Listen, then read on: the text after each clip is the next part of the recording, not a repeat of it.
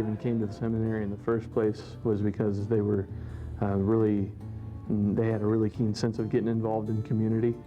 And I don't know if they knew exactly what that meant when they were saying it, but that's kind of what this is it's the experiment, and it is how can we live in the community that we're ministering to. Then you kind of get into the Pettigrew Heights, and then it gets into you. Like, it's just that the people start to be the greatest thing about this area. You find so much diversity, and so it just opens your kind of, you know, middle class America lifestyle. It kind of opens it up, and you can see it from different angles, and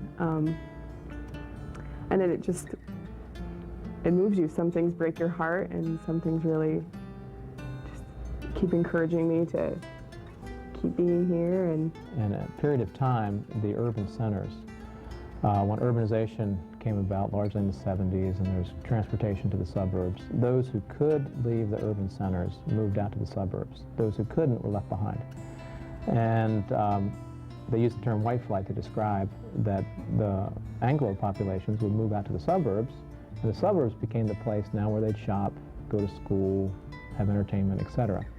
And it basically has this brain drain from the inner city, a lack of concern, not vocally, but that's just what happens. They don't shop there, and a lack of financial input into the inner city.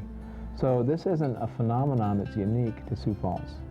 And what you've seen happen in the last 15, 20 years will accelerate even quicker.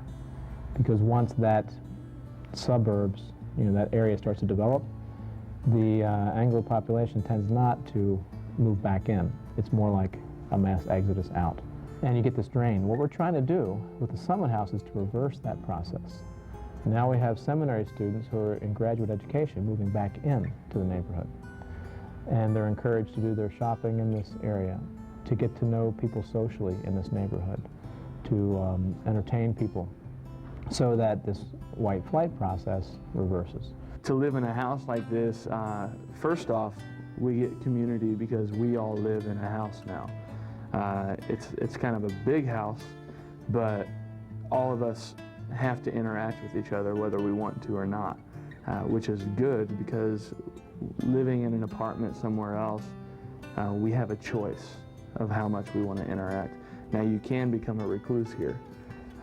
You can hide in your room, but you're guaranteed you're going to interact, and you're going to see people and they're going to see you. But it also means that every time we step out of the door, we step right into the culture that we're wondering how we can minister to. If anything, the mission of the Summit House is to be Jesus in this area, in the Pettigrew Heights area. And so to support it, whether through financial or especially a prayer, or if someone's considering being here, is to just to try to find that place in which they can walk in those footsteps of Christ and just try to see who he loved and how he loved and do their best to do that as well. They start to rub shoulders with people in this community. They become friends. And some of our students now are becoming invited, they're getting invited into the homes of people in the community just to hear those conversations. What are their concerns and issues, etc., their goals, dreams. And as a result, things come out of that. So we said in the beginning, we don't have a grand golden plan to transform the city. What we did say is, instead of coming with the answers, we'll come to listen to the questions. And now as we're seeing these concerns, we're starting to initiate some projects, such as the urban gardening and the housing rehabilitation and other things that are addressing the issues that students have found out. God, let us be a generation that seeks your face. Oh God of Jacob, oh God, let us be a generation that seeks your face. Oh God of Jacob. If you live somewhere else, you see your neighbors. With here, when you live with each other, and then when you step out your door, you see them, so you have an option to ignore them, or to talk with them. And you might as well talk with them. Yeah, otherwise, there's going to be still that gap. As I've been involved in like the Pettigrew Heights like area meetings and some of those things, just the interesting way that you get connected with people who have the same passions and desires to help this community be better.